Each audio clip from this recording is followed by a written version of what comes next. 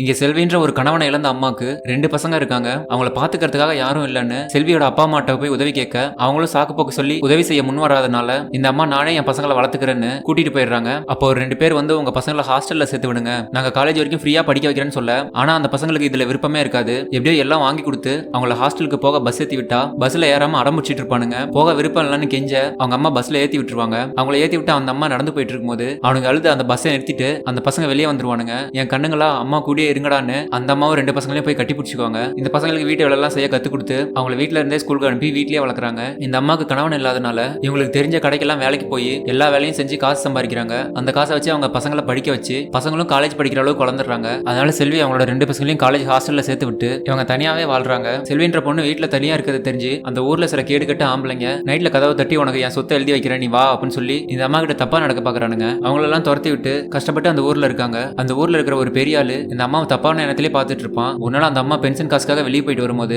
அந்த ஆளு கிட்ட என்னன்னு கேட்டு அந்த 1000 ரூபாய் பென்ஷன் காசை வச்சே நீ வாழ்ந்துருவியான்னு கேட்க, ஏன் கடைசி வரைக்கும் நான் விதவையா தான் இருக்கணுமா, நான்லாம் கல்யாணம் பண்ணி கூடாதா அப்படின்னு சொல்லிட்டு அந்த பொண்ணு போயிட. இதை பார்த்து அங்க இருந்த டீச்சர் அவங்கள்ட்ட போய் கேட்கறாரு, சின்ன வயசுல இருந்தே எனக்கு மருதாணி பொட்டுலாம் வச்சுக்கணும்னு ஆசை, ஆனா என் கணவன் இழந்த பிறகு அது எல்லாமே போயிடுச்சு, ஒரு விதவை இந்த ஊர் தப்பா தான் பாக்குது அப்படின்னு அவளோட சோகத்தை அந்த டீச்சர் கிட்ட புலம்ப, என் பசங்க சரின்னு சொன்னா நான் கல்யாணம் பண்ணிக்க போறேன்னு சொல்லுவாங்க. இந்த டீச்சர் செல்வியோட பெரிய பையன் கிட்ட இதை கேட்க, உங்க அம்மாக்கு மறுமணம் பண்ணலாமான்னு கேட்க, அந்த வாசுன்ற பையனுக்கு அம்மா கல்யாணம் பண்ணிக்கிறது பிடிக்காது, அதனாலேயே அவங்க மேல வெறுப்பு காட்டுவான். உனக்கு அப்பா போனதும் வேற கல்யாணம் பண்ணுமான்னு அவங்க கிட்ட கோவப்பட்டு அவங்கள திட்டிட்டு போயிருவான். இருந்தாலும் இந்த அம்மா கஷ்டப்பட்டு வேலை செஞ்சு அவனுக்கு காசு அனுப்புவாங்க. பெரிய பையன் இதை நினைச்சிட்டே ஹாஸ்டல்லயும் இருப்பான். இவங்க அம்மாட்ட அதிகமா பேசக்கூட மாட்டான். அப்புறம் இவனும் காலேஜ் முடிச்சு வேலைக்கு போக ஸ்டார்ட் பண்றான். அதே நேரத்துல இவங்க சின்ன பையன் அந்த ஊர்ல இருக்கிற பொண்ணைய லவ் பண்ண ஆரம்பிக்கிறான். இது தெரிஞ்ச அந்த பொண்ணோட அம்மா வந்து செல்வியை மிரட்டிட்டு போவாங்க. செல்வி வீட்டுக்கு வந்து அவங்க சின்ன பையனை திட்டுறாங்க. என்ன வேலைடா பண்ண நீ, யாருன்னே தெரியாத ஒரு அம்மா வந்து என்னை திட்டுறாங்க, யார் அந்த பொண்ணுன்னு கேட்க, அதெல்லாம் ஒண்ணும் இல்லம்மா நாங்க லவ் பண்றோம்னு சொல்லுவான். சரின்னு விட்டுருவாங்க. அப்புறம் அவங்க பெரிய பையன் திடீர்னு கால் பண்றான் ஒரு நாள், நீ சொன்னது சரிதாம்மா, உனக்கு அப்பவே நாங்க மறு கல்யாணம் பண்ணிருக்கணும், அப்ப எனக்கு தெரியாம போயிடுச்சு,